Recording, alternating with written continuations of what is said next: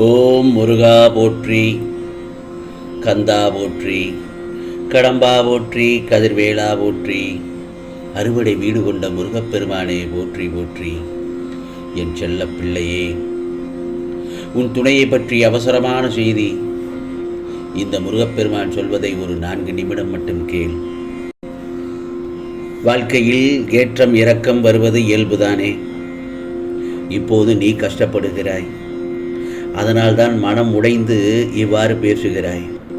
நீ நிறைவான மகிழ்ச்சியான வாழ்க்கையை இந்த முருகப்பெருமானின் ஆசீர்வாதத்தால் நிச்சயமாக அடையப் போகிறாய். உன் வாழ்க்கையில் ஏற்றம் மட்டுமே இருக்கும். உனக்கு எல்லா விதமான சூழ்நிலைகளிலும் இந்த முருகப்பெருமான் துணையாக இருப்பேன். அப்படி இருக்கும் பட்சத்தில் உனக்கான உன் துணையை பற்றி நிச்சயமாக அவசரமான செய்தி என்று சொன்னேன் அல்லவா? உனக்கு உன் துணையை நான் அனுப்பி வைக்கிறேன். பெற்றுக்கொள்ள தயாராக இரு என் செல்லமே. பிறகு நீ கடக்கும் பாதையில் இன்பத்தை அடைவதை விட இடர்பாடுகளை அடைந்து பார். நீ இமயத்தை கூட சுலபமாக கடந்து விடலாம். இந்த முருகப்பெருமான் சொல்வதை கேள், கவனமாக கேள். 3 விஷயத்தை கூறுகிறேன். இழந்ததையோ அல்லது தவறிப்போனதையோ பற்றி கவலைப்பட்டால் அது திரும்ப வராதுதானே. அதே சமயம் மற்றவர்களோடு உன்னை ஒப்பிட்டு பார்த்தால் அதுவும் பயனளிக்காது தானே. ஆகவே உன்கிட்ட உள்ள உறவுகளை திருப்திப்படுத்தணும்னு நினைத்தால் நிச்சயம் அது நடக்கவே நடக்காது. நான் சொல்வது என்ன தெரியுமா? இந்த 3 விஷயங்களை நீ வாழ்க்கையோடு ஒப்பிட்டு பார்த்தால் உனக்கானது நல்ல விஷயமாகத்தான் நடக்கும். ஆனால் அதே நேரத்தில் இதவே திரும்ப நீ பார்த்து கொண்டிருந்தால் உன் நேரத்தை நீ வீணாக்கி விடுவாய். வெற்றி என்பது தற்செயலாக கிடைக்காது. வெற்றி என்பது தற்செயலாக கிடைக்காது. தன்னுடைய செயலால் கிடைப்பதே மாபெரும் வெற்றி. உன்னுடைய பார்வை நல்லதாக தெரிந்தால் உலகமே அழகாக தெரியும் அல்லவா? உன்னுடைய வார்த்தைகளை நல்லதாக இருந்தால் உலகத்திற்கு நீ அழகாக தெரிவாய் அல்லவா? இதை மட்டும் நன்றாக புரிந்து கொள். நமக்கு நாமே செய்து கொள்ளும் உதவிதான் உன்னை உயரத்தின் உச்சாணிக்கே கொண்டு செல்லும். ஆகவே எதையும் மனதில் போட்டு குழம்பிக் கொண்டிருக்காதே. புலம்பலால் உன்னுடைய உள் மனதுடன் பேசு. ஏன்? நான் இருக்கிறேன். நீ மனதுடன் பேசும் பொழுது அங்கே இந்த முருகப்பெருமானிடம்தான் நீ பேசுவதாக அர்த்தம். உன்னுடைய மனதில் நான் தானே இருக்கிறேன். உன்னுடைய பிரச்சனை என்னவென்று சொல்லும். திருப்பியும் பேசிப்பார். அதற்கான தீர்வையே நான் சொல்லிவிடுவேன். ஏனென்றால் உன் மனதிற்கு அவ்வளவு பெரிய சக்தி உள்ளது. உன் உள் மனதில் நான் இருக்கிறேன். உன்னை தள்ளிவிட 1000 கைகள் வரும். உன்னை தள்ளிவிட 1000 கைகள் வரும். ஆனால் உன்னை தாங்கி பிடித்து கொள்ள ஒரே ஒரு கைதான் இந்த முருகப்பெருமானின் கைதான். அது உன் தன்னம்பிக்கையோடு சேர்த்துக்கொள். உன்னுடைய திறமைகளை உனக்குள்ளே புதைத்து வைக்க வேண்டாம். வெளியில் கொண்டு வா. நீ யாரையும் சுலபமாக ஜெயித்து விடுவாய். ஆகவே வாழ வேண்டுமே என்று நினைக்க வேண்டாம் என் செல்லமே. வாழ்ந்தே ஆக வேண்டும் என்று முடிவு எடு. நிச்சயமாக துன்பமும் தூசியாகி போகும்.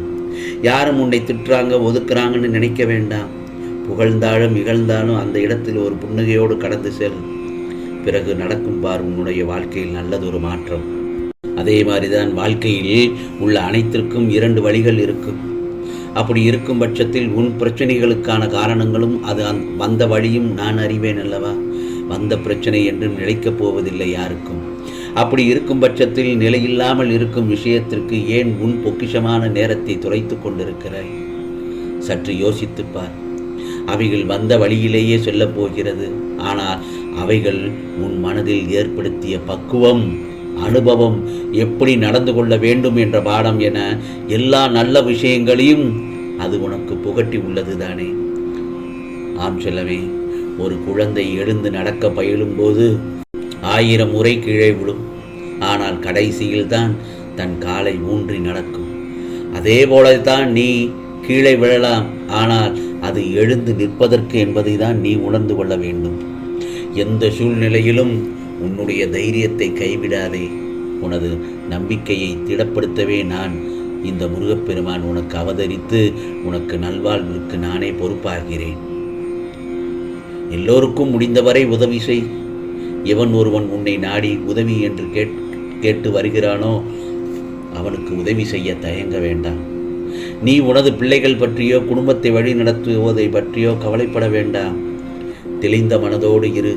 ஏன் குழம்பிக் கொள்கிறாய்? ஏன் தடுமாறுகிறாய்? எதிர்காலத்தை பற்றிய பயம்தான் உனக்கு. அந்த நிலைமை, எதிர்காலம் என்ன நிலைமை, என்ன ஆகுமோ என்ற கவலை உனக்கு.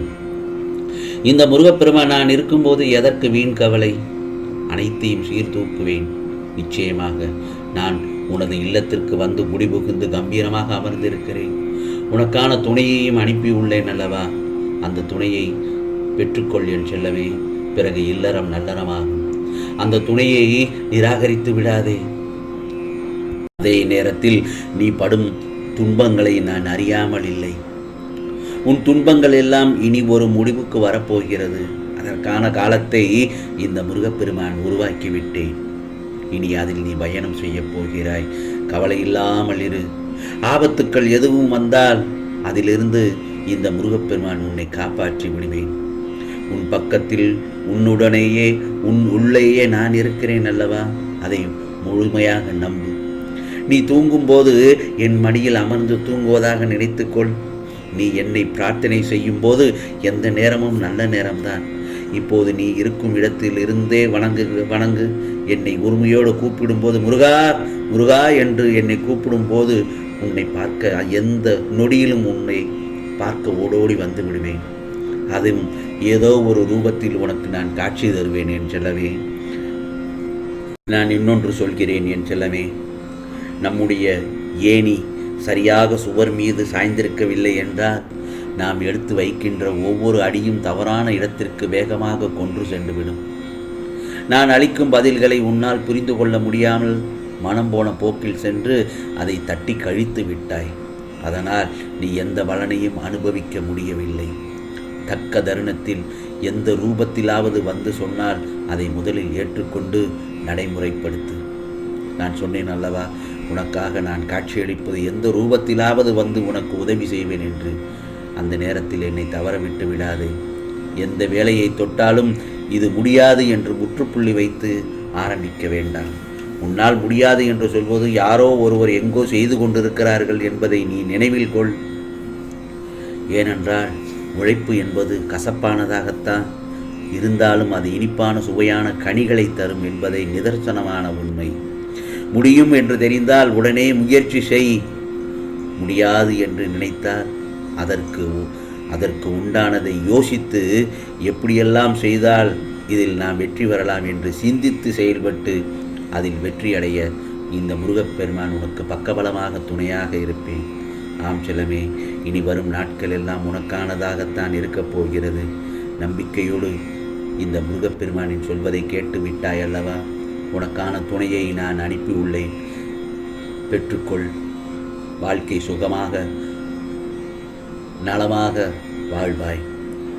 உனக்கானதெல்லாம் நிச்சயமாக நல்லது நடக்கும். நல்லது மட்டுமே நடக்கும். அதுவும் நன்மையாகவே நடக்கும். ஓம் சரவண பவ. ஓம் சரவண பவ. ஓம் சரவண பவ.